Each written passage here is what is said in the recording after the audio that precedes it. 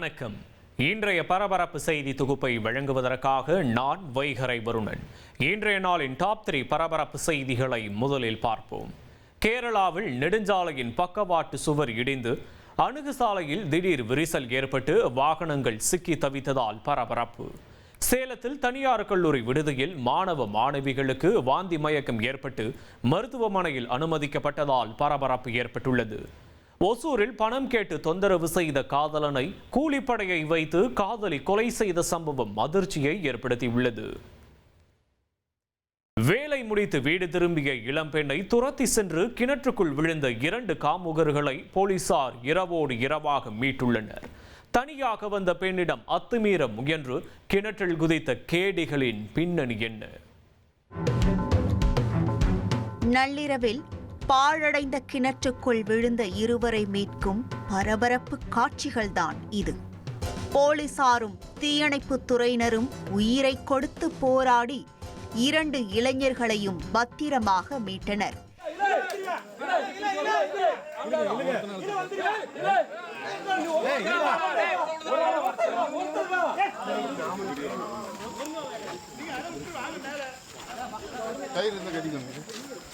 இந்த போராட்ட காட்சிகளை பார்த்து இவர்கள் இருவரும் ஏதோ கிணற்றில் தவறி விழுந்த அப்பாவிகள் என்று நினைக்க வேண்டாம். இந்த இருவரும் ஒரு இளம் பெண்ணை பாலியல் வன்கொடுமை செய்ய துரத்தி வந்த காமுகர்கள். அந்த பெண் கத்தி கூச்சலிட்டதால் ஊர் மக்களுக்கு பயந்து இப்படி கிணற்றில் குதித்து தப்ப முயன்றுள்ளனர். ஆம், கோவை மாவட்டம் சூலூர் அடுத்த மலைமந்திரி பாளையம் பகுதியைச் சேர்ந்த இளம்பெண் அருகில் உள்ள ஒரு கம்பெனியில் வேலை பார்த்து வருகிறார். இவர் 2 சக்கர வாகனத்தில் தினமும் வேலைக்கு சென்று வருவது வழக்கம். அப்படிதான் சம்பவத்தன்று இரவு வேலை முடிந்து வீடு திரும்பியிருக்கிறார். அப்போது அந்த இளம் பெண்ணை 2 முகம் தெரியாத மர்ம நபர்கள் பைக்கில் பின்தொடர்ந்திருக்கிறார்கள். ஒரு கட்டத்தில் ஆள் அரவமற்ற இடத்தில் அந்த பெண்ணை நெருங்கிய இருவரும் பெண்ணிடம் அத்துமீற முயன்றுள்ளனர். அப்போது அந்த பெண் கத்தி கூச்சலிட்டபடி ஊருக்குள் பதறி அடித்து ஓடியிருக்கிறார். பெண்ணின் கதறல் சத்தம் கேட்டு ஓடி வந்த ஊர் மக்கள் அந்த 2 நபர்களையும் பிடிக்க விரட்டியுள்ளனர். இதனால் 2 சக்கர வாகனத்தை அங்கேயே விட்டுவிட்டு அந்த இருவரும் அருகிலிருந்த ஒரு பாழடைந்த கிணற்றில் குதித்து தப்பிக்க முயன்றுள்ளனர். கிணற்றுக்குள் இருவரும் பதுங்கியதைக் கண்ட ஊர் மக்கள் சுல்தான்பேட்டை காவல் நிலையத்திற்கும் தீயணைப்புத் துறைக்கும் தகவல் கொடுத்தனர். உடனே சம்பவ இடத்திற்கு விரைந்த மீட்புக் குழு கிணற்றுக்குள் இறங்கி கயிறு மற்றும் வலைகளின் உதவியோடு இருவரையும் மீட்டு வெளியே கொண்டு வந்தனர்.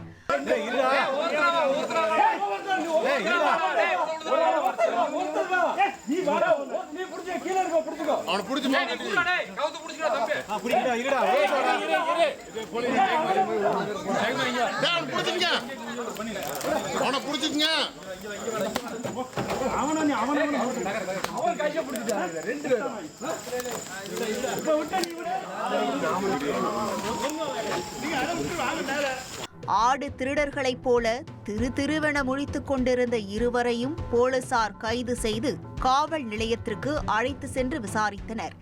அதில்தான் பெண்ணை சீரழிக்க வந்து வசமாக சிக்கிய கேடிகளின் அடையாளங்கள் தெரிய வந்தது. கைது செய்யப்பட்ட இருவரும் திருநெல்வேலி மாவட்டத்தை சேர்ந்த சுரேஷ் மற்றும் சரண். இவர்கள் இருவரும் வேலைக்காக கோவை சுல்தான்பேட்டை அருகே உள்ள ஒரு காளான் பண்ணையில் வேலை செய்து வந்துள்ளனர். சம்பவத்தன்று இளம்பெண் தனிமையில் செல்வதை பார்த்து அவரிடம் பாலியல் அத்துமீறலில் ஈடுபட 2 சக்கர வாகனத்தில் துரத்தி சென்றதும் உறுதியானது. இதனையடுத்து இருவரையும் போலீசார் கைது செய்து தொடர் விசாரணை நடத்தி வருகின்றனர். இவர்கள் இதேபோல் வேறு எந்த பெண்ணையாவது பின்தொடர்ந்து பாலியல் சீண்டலில் ஈடுபட்டனரா என்று விசாரித்து வருகின்றனர். கடந்த சில நாட்களுக்கு முன்னர் இதே கோவையில் 3 கொடூர மிருகங்கள் ஆண் நண்பருடன் பேசிக் கொண்டிருந்த கல்லூரி மாணவியை காட்டுக்குள் விரட்டி சென்று சீரடித்த சம்பவத்தின் பரபரப்பே இன்னும் அடங்கவில்லை. இந்த நிலையில் மீண்டும் ஒரு பாலியல் சீண்டலுக்கு அடித்தளம் போட்டு பெண்ணை துரத்தி கிணற்றுக்குள் விழுந்த 2 கொடூரர்களின் செயல் அப்பகுதியில் பெரும் அதிர்ச்சியை ஏற்படுத்தியுள்ளது.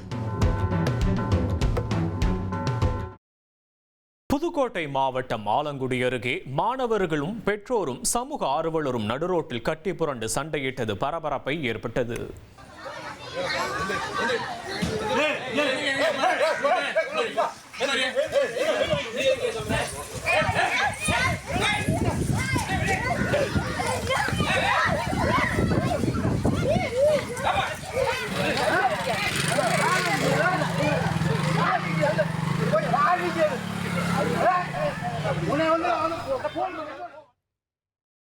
அந்த பள்ளியில் அடிப்படை வசதி இல்லை என கூறி மாணவர்களை வகுப்புக்கு அனுப்பாமல் பெற்றோர் சாலை மறியலில் ஈடுபட்டனர்.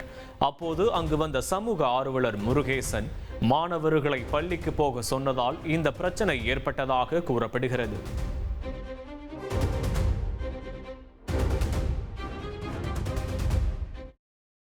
சிவகாசி அரசு மருத்துவமனைக்கு சிகிச்சை பெற வந்த தனியார் மதுபான பார் ஊழியர் ஒருவர் பெண் காவலரை மிரட்டிய வீடியோ காட்சிகள் வெளியாகின.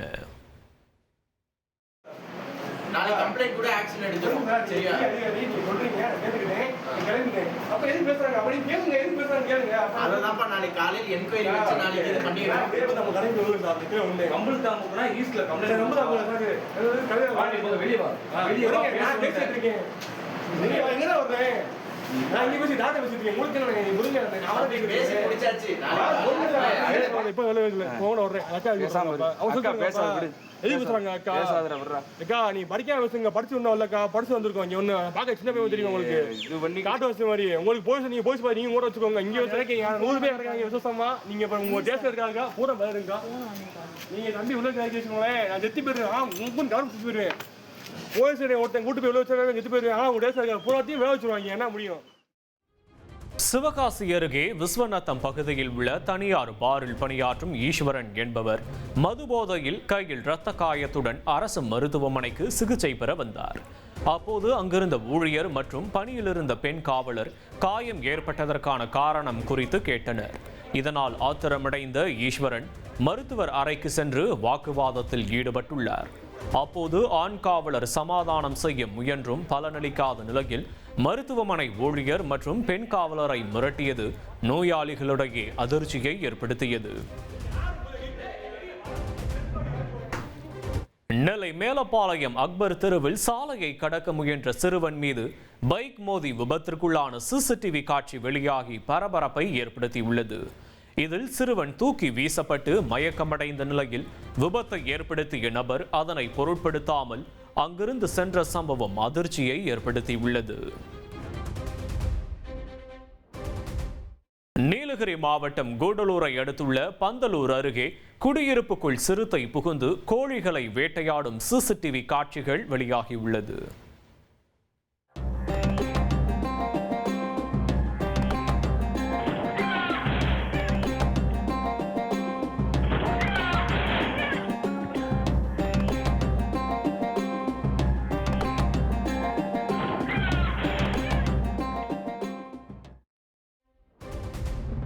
நூற்றுக்கும் மேற்பட்ட குடியிருப்புகள் அமைந்துள்ள படைச்சேரி கிராமத்திற்கு இரவில் வந்த ஒரு சிறுத்தை அங்கிருந்த கோழி கூண்டை உடைத்து கோழியை தூக்கி சென்றுள்ளது. சிறுத்தையை கூண்டு வைத்து பிடிக்க வேண்டும் என அப்பகுதி மக்கள் கோரிக்கை விடுத்துள்ளனர்.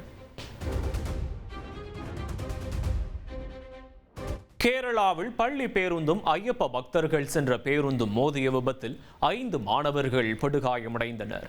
கோட்டயம் மாவட்டத்தில் உள்ள பொன்குன்றம் பகுதியில் தனியார் பள்ளி பேருந்து மீது ஐயப்ப பக்தர்களின் பேருந்து பின்புறமாக இடித்து விபத்தானது. இதில் 2 பேருந்துகளும் பலத்த சேதமடைந்தன.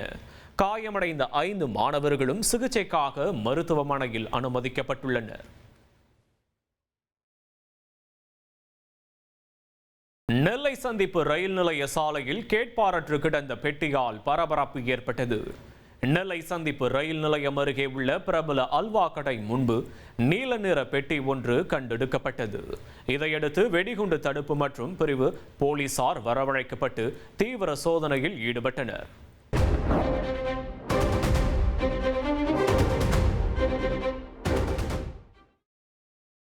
மதுரை மாவட்டம் சொரிக்கான்பட்டியில் 2 வயது பெண் குழந்தையை வளர்ப்பு தந்தை கழுத்தை நெரித்து கொன்று காட்டில் வீசிய சம்பவம் அதிர்ச்சியை ஏற்படுத்தியது.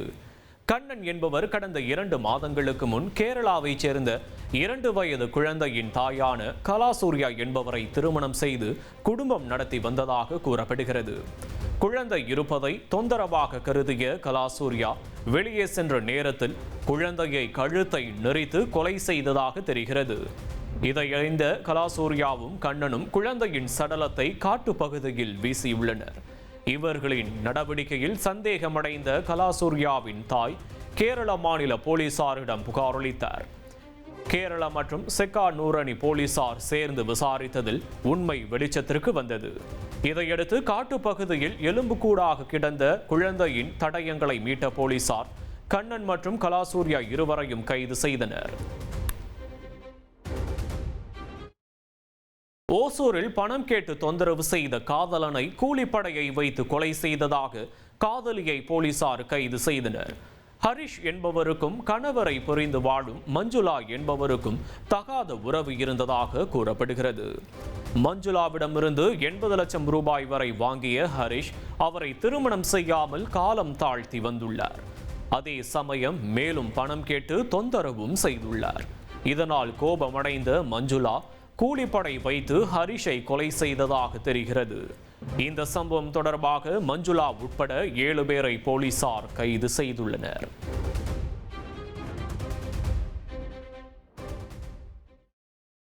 கேரள மாநிலம் கொல்லம் மாவட்டத்தில் தேசிய நெடுஞ்சாலையின் பக்கவாட்டு சுவர் இடிந்து அருகிலிருந்த அணுகு சாலையில் திடீர் விரிசல் ஏற்பட்டது.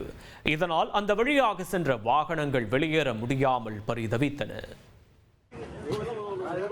മയിലക്കാട് റോഡ് വളഞ്ഞേട്ടാ, റോഡ് മൊത്തം ബ്ലോക്കാണ്.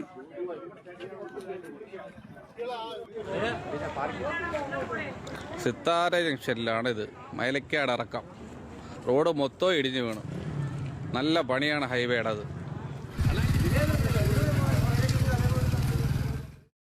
தூத்துக்குடி மாவட்டம் கோவில்பட்டியில் பெட்ரோல் பங்கில் பெட்ரோல் நிரப்பிவிட்டு சாலைக்கு வந்த தனியார் பள்ளி பேருந்து மீது மினி பேருந்து மோதியதில் பள்ளி வாகனத்தில் இருந்த 4 குழந்தைகளுக்கு லேசான காயம் ஏற்பட்டது. இந்த விபத்து தொடர்பான சிசிடிவி காட்சி வெளியாகியுள்ளது.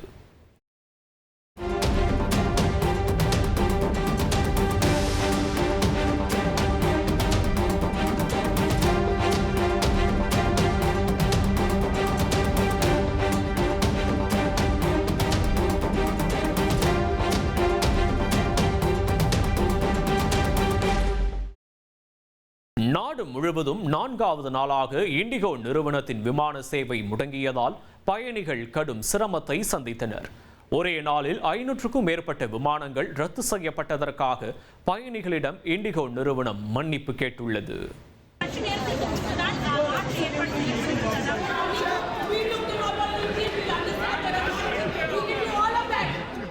விமானங்கள் ரத்து, விமானம் புறப்பட தாமதம் உள்ளிட்ட காரணங்களால் இண்டிகோ நிறுவன ஊழியர்களிடம் பயணிகள் வாக்குவாதத்தில் ஈடுபட்ட காட்சிகள்தான் இவை.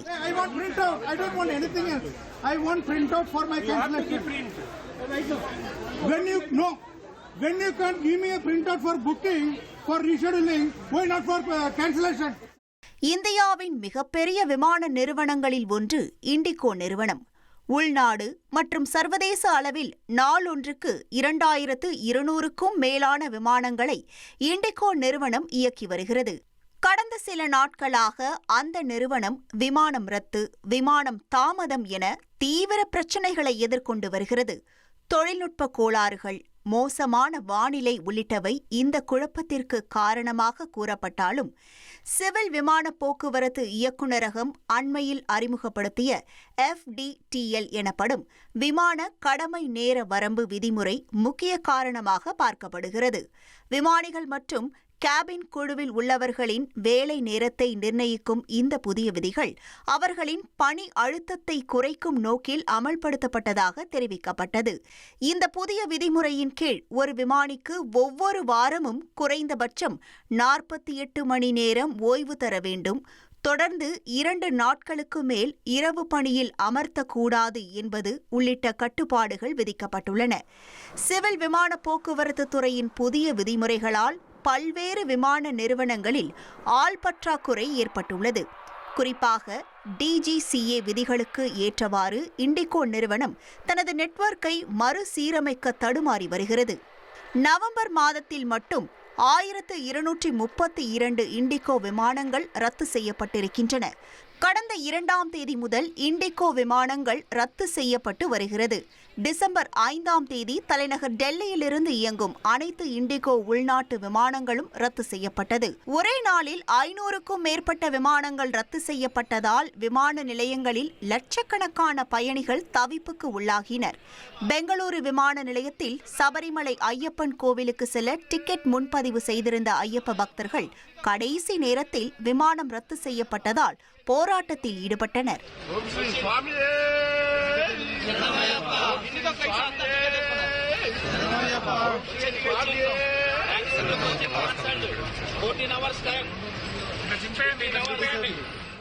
சென்னை விமான நிலையத்திலிருந்து மும்பை, புனே, அகமதாபாத், கொல்கத்தா, விசாகப்பட்டினம், கொச்சி, டெல்லி உள்ளிட்ட நகரங்களுக்கு இயக்கப்படும் 20 விமானங்கள் ஒரே நாளில் ரத்து செய்யப்பட்டது. சென்னைக்கு வரவேண்டிய 11 விமானங்களும் ரத்தானதால் பயணிகள் அவதிக்கு உள்ளாகினர். 50க்கும் மேற்பட்ட விமானங்கள் சுமார் 5 மணி நேரம் தாமதமாக இயக்கப்பட்டதால் ஆத்திரமடைந்த பயணிகள் இண்டிகோ நிறுவன ஊழியர்களிடம் வாக்குவாதத்தில் ஈடுபட்டனர்.